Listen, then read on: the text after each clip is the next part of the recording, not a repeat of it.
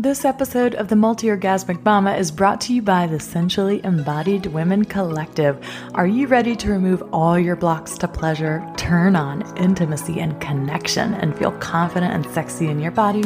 Then join us in our sparkly and supportive group of other like-minded mamas and women all around the world, breaking the taboos around sex and motherhood and sex and the sacred, stepping into their authentic sensual and sexual expression and having the most mind-blowing sex of their lives. Join us at tillystorm.com/sensually-embodied-woman. Hi, I'm Tilly Storm, a holistic sex and jade egg coach and tantric sex teacher, all-around pleasure and prosperity advocate. If you're ready to take your sex life to the next level with my programs and offerings, meet me over at tillystorm.com.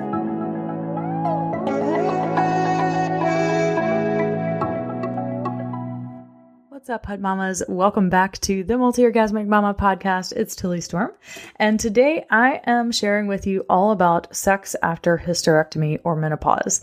During this, I'm basically doing a little series in November on life transitions, which I feel is super, super important. And I hope this will serve all of you out there who have experienced a hysterectomy or are going through or have gone through menopause or are scheduled for a hysterectomy. I've had several women over the past month reach out to me asking, how in the world can I feel supported and heal and integrate after having a hysterectomy? So I was like, okay, I think I got the hint now, universe. Thank you. I need to make a podcast about this. All right. Well, before I dive into the content for today, I just want to celebrate with you that we are almost 3 years of this podcast. I started it December 5th or 7th. I honestly can't remember if it was December 5th or 7th, but it was 2017. So wow, holy crapola. I can't even fathom. I cannot even listen to that first podcast because it was so terrible.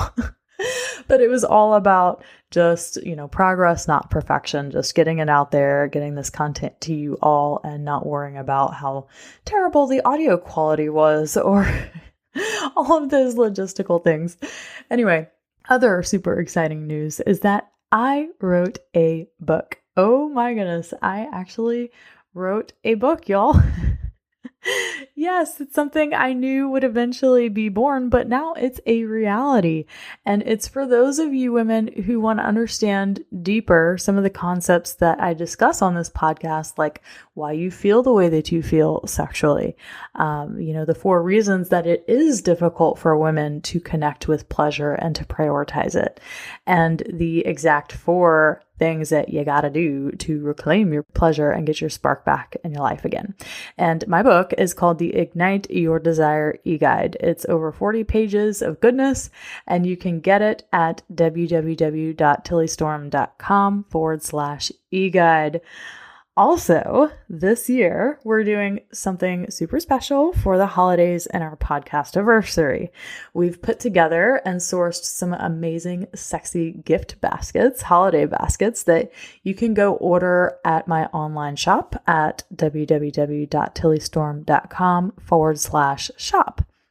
Well, we've got 2 options for the gift baskets this year. The first one is a jade egg basket that includes obviously 100% Nephrite jade egg, my Ignite Your Desire e-guide, the jade egg starter guide, waterfall incense burner with incense, fizzy bath bombs, candles, a journal with 10 writing prompts from me, all sorts of yummy stuff for a special woman out there or for yourself. And there's also an Obsidian Shakti wand gift basket for those of you that already have a jade egg, because many of you have already bought jade eggs from me. But I highly, highly recommend a Obsidian Shakti wand. That's really luscious and beautiful. That or glass dildo, but I love the Shakti wands. They're a little more pricey because they are a stone and not glass, but they are so luscious and yum. This one comes with the Obsidian Shakti wand, my e-guide, bath bombs, scented candles, lavender tea, and massage oil, a journal, and writing prompts from me as well. And you can check all of that out at www.tillystorm.com/shop. And as long as you order before the 7th of December, you are guaranteed for pre-holiday delivery. And because it is the 3-year podcast anniversary, this month we are celebrating by giving away one of those baskets to a random winner who rates and reviews the podcast on iTunes between now and December 7th, 2020. All you have to do to enter the giveaway for either the Jade Egg or Obsidian Shakti Wand basket is to screenshot your review on iTunes. Sometimes it takes a couple hours for it to actually post on iTunes. So just be aware of that. If you go put the review on it and you are wondering, okay, well, where do I find the thing? You have to wait a couple hours is what the solution has been in the past for me. So just wait a couple hours, screenshot your review and email it to us at Lacey@themultiorgasmicmama.com. That's LACEY @themultiorgasmicmama. Mama is spelled MAMA.com. And you'll get double points for the giveaway if you share an episode or talk about the Multi-Orgasmic Mama podcast on Instagram and you tag me at tilly.storm. Okay, so literally all you got to do is rate, 5-star rate, please 5-star rate. If you're not going to 5-star rate and review my podcast, then you probably shouldn't be entering the giveaway. So please 5-star rate it and review it. And then go take that screenshot, email it to me. And if you want double points, so I'll put your name in the hat twice if you go talk about the podcast and how it's impacted your life, or just share an episode on your Instagram stories or timeline and tag me at tilly.storm. So get your iTunes reviews in, hot mamas, and start talking about the podcast on your Instagram accounts. All right, enough of that. Now for the topic of the day. Sex after hysterectomy or menopause. All right, so this month is also going to be a lot about how to navigate life transitions, as I said. So I'll also be doing one on sex after a baby and sex after a divorce or breakup. So last month, as I was telling y'all, I heard from so many women. I was just like, okay, gotta do a episode on this topic. All right, the first thing to know is that hysterectomy doesn't just impact your physical health and your sexuality, but it deeply affects how you relate to your body, your sexuality, and your emotions about your body and your sexuality, which is what no one ever talks about, sadly, but surely. So after all, you lose some of your organs that for a lot of women make women feel like they are women, right? Not every woman feels like a deep loss or sense of grief after losing, these parts of her body, but a lot of women do. They feel like part of their womanhood is gone or missing after having a hysterectomy. So how you heal from the surgery can depend a lot on your physical health, any pre-existing conditions that you had before the surgery, your emotional health, and the type of hysterectomy that you had or that you're going to have. There's 4 different types of hysterectomies, actually, and they, it just kind of depends on what organs got removed as to how your body might react to things. And as a proponent of holistic medicine, sadly, I see many doctors cutting into women and performing hysterectomies that are completely unnecessary. And this makes me so freaking sad. As many of y'all know, I birthed my kids naturally. The first one I had at home unassisted on purpose. I free birthed my first child when I was 23 years old. And my second one was a premature. He was born at 34 and a half weeks, and I birthed him naturally in a hospital. So I have always been a big proponent of holistic alternatives versus pharmaceuticals and surgery.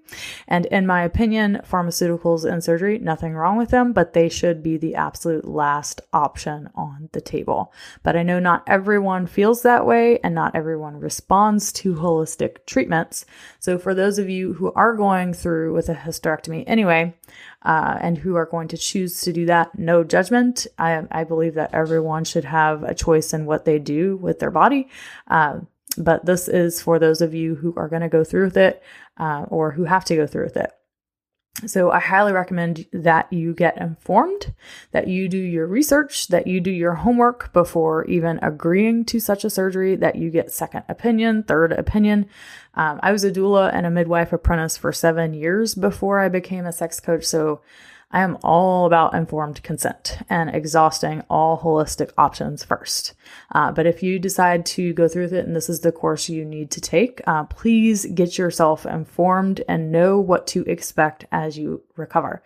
Ask your doctor questions and do not apologize. Oh my God, take as much time as you need, sweetheart, to ask all the questions you need, tons of questions, and don't be afraid to, go find another doctor and get another opinion. If you don't feel like the one you're seeing is being honest with you or is only giving you one-sided information. This is because knowledge is power, and understanding your body, what your body is going through, and really feeling like you're coming from an empowered choice instead of this is happening to me.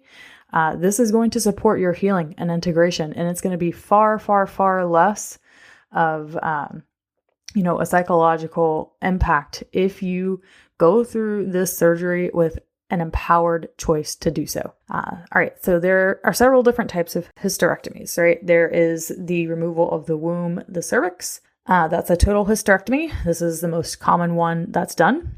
Then there's a subtotal hysterectomy, where the main body of the womb is removed, but the cervix is in place. And then there is a different type of total hysterectomy where your womb, your cervix, your fallopian tubes, and your ovaries are removed.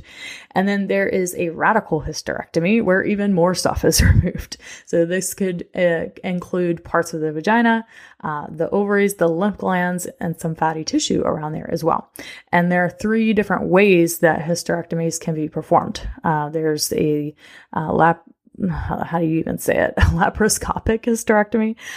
There's vaginal hysterectomy and abdominal hysterectomy. And those are just, different ways that the surgeon can remove and go about removing any of those organs. But regardless of which type of hysterectomy you're having and how it's performed, there are physical changes, obviously, that are going to occur after the surgery. So if you've had your ovaries removed, you'll go through what we call surgical menopause immediately after the operation. And it doesn't matter how old you are. You could be 23 years old and going through this. So if one or both of your ovaries are left intact, well, there's still a chance that you can experience menopause, and it's usually within about 5 years of the hysterectomy. So if you experience a surgical menopause after the removal, you will be offered a hormone replacement therapy treatment, which is great for a lot of women, and not for others. So you never really know till you try. If your ovaries are not removed, you will still ovulate, which means you will still have hormone production, but you won't have a period. And of course, you can't get pregnant after you've had a hysterectomy. So that's one wonderful thing to not have to worry about if you don't want to get pregnant. All right. So the great thing about hysterectomies is that if you have suffered with endometriosis or fibroids before, or you've experienced lots and lots of pain and issues in this area, after the surgery, that's all going to be gone. So yay for you. But that doesn't mean that you won't go through a period of loss or grief or anything like that. And it also doesn't mean that you're just going to bounce back immediately and that sex is going to be the same after you have the surgery. It's just like having a baby. So, sometimes it takes women shorter or longer periods of time to get their desire back and to feel good in their body again. Some women it's really quick. Others it takes a long time. It just varies.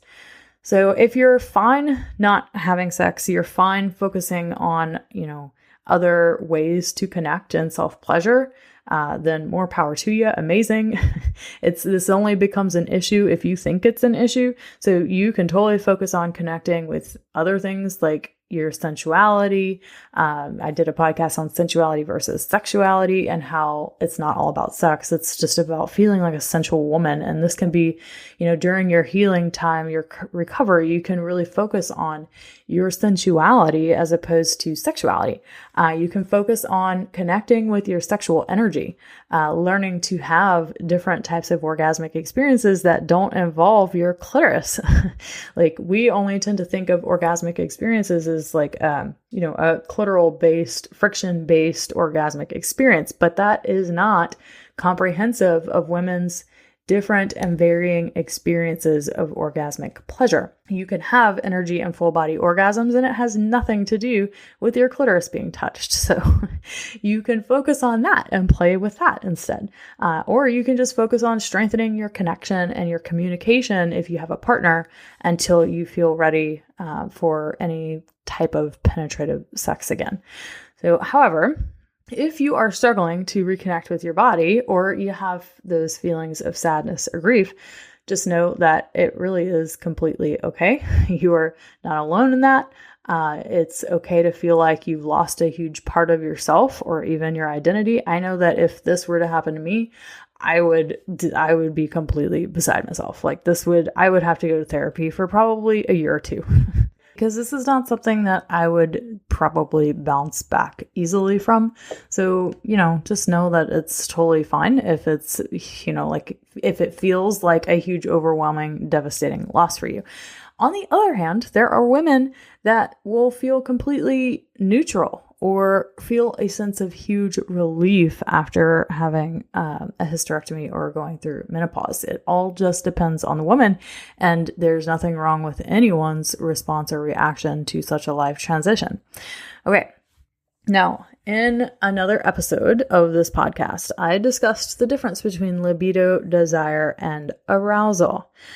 And with women that go through hysterectomies or menopause, libido is something that a lot of women struggle with, right? Libido being your biological, your hormonal makeup, and whether or not your body actually has the ability to create the hormones that spark desire inside of you. And for most women, however, a lack of sexual desire, or what most women say, a lack of libido, it really does have nothing to do with libido. It has nothing to do with your hormones. This, however, is what most women believe is wrong, because this is what modern medicine teaches about, and it's what we actually understand on a much more scientific and pharmaceutical level. Most women experience a lack of desire, not libido, which is desire. Okay, it's the emotional, the spiritual component, how you relate to your sexuality, all the things leading up to sex that a lot of you don't get that make you feel desire. So stress, for example, is the number one killer of desire, not libido. Okay.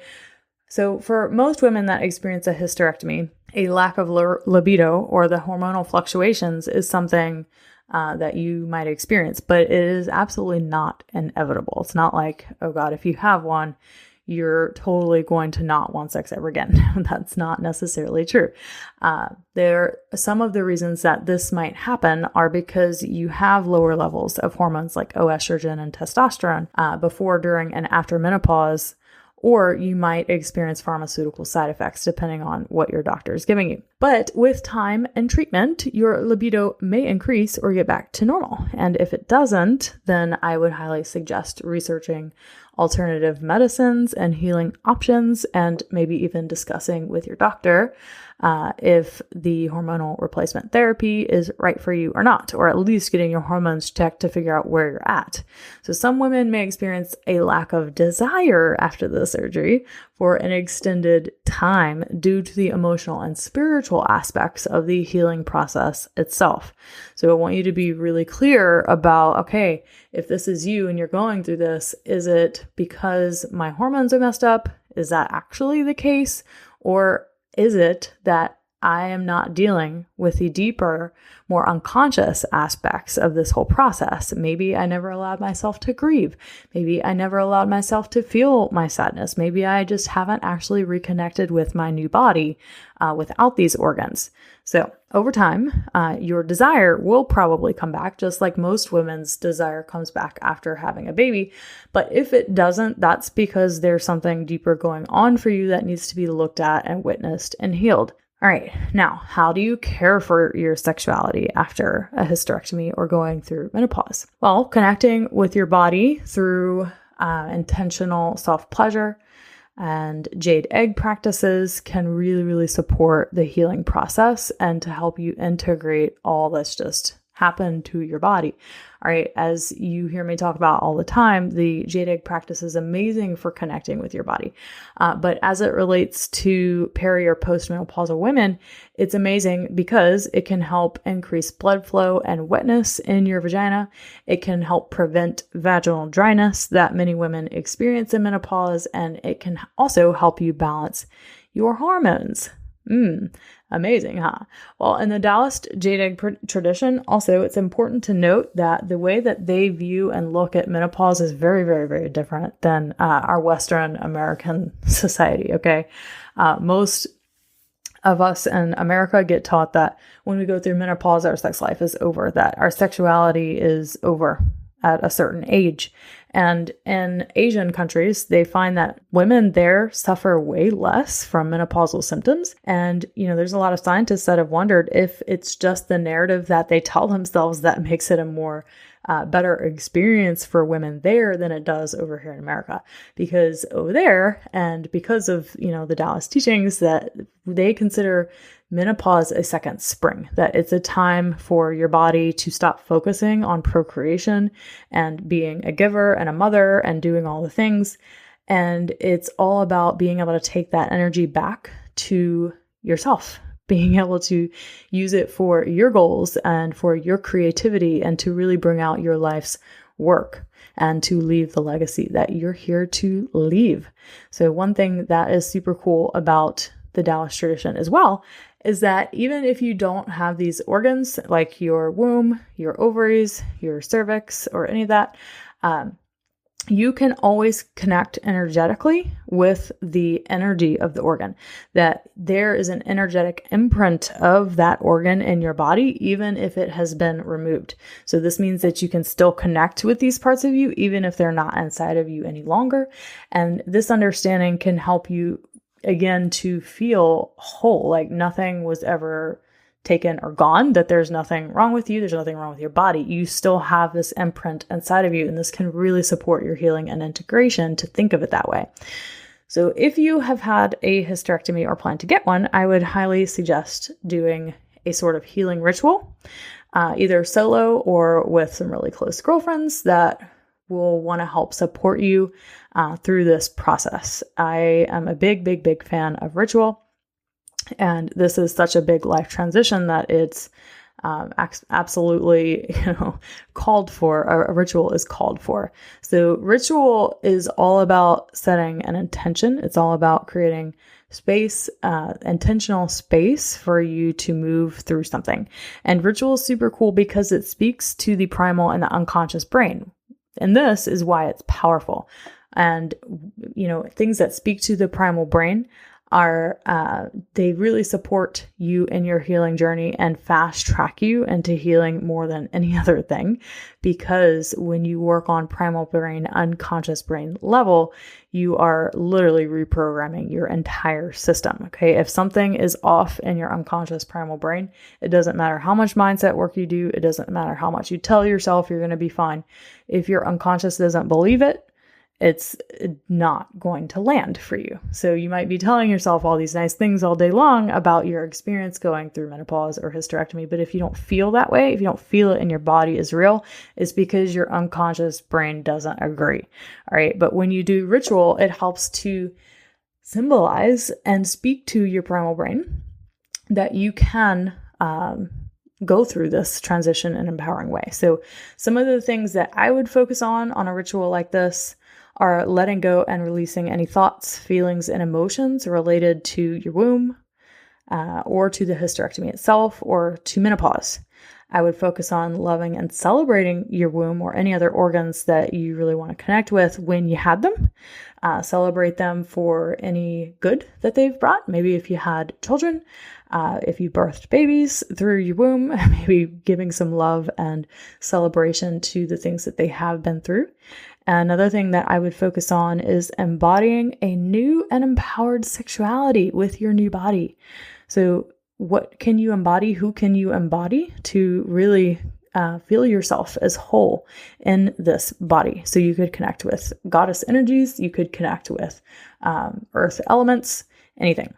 And I would also focus on healing and recovering all layers and levels of your body, mind, and spirit. So not just primal and unconscious brain, but also intentionally, writing affirmations on your wall, telling yourself great things so that you're working on all levels. Okay. Again, like I said, the nice things we tell ourselves aren't going to land if the unconscious doesn't believe it to be true. But if you've worked on the unconscious, then it becomes really important to use those affirmations and to say nice things to yourself, because then they can actually land and they feel true and real inside. All right. So if you do a ritual, just know it doesn't have to be like a big thing. It doesn't have to be a party or a big ordeal. What makes it powerful is that intention. So some intentions that you might want to use are things like, my intention is to release my womb back to the earth, or my intention is to let go of any old pain or blockages and embrace my new body and my sexuality. And one other part of ritual that you can focus on is incorporating any stories, symbols, or myths into your ritual. And you can do that by doing things like burning up what you no longer need inside of yourself, really connecting with the fire element, and doing fire breath. You could connect with story, symbol, and myth by burying something, like literally that symbolizes what you are letting go of and releasing. And you could focus on incorporating these things by doing a healing womb practice, or really by working with womb energy and installing maybe even like a chakra point in your womb. So I know we've only heard of the 7 chakras, but sometimes I think that for women, we have more than that because we do have a womb. One thing that you can do is to visualize a diamond in your womb and feeling that diamond light and energy shining on you and healing you in your womb space. So you can create whatever sort of ritual you wish, but do it and see how powerful and effective it can be for helping you integrate and heal through a hysterectomy or through menopause.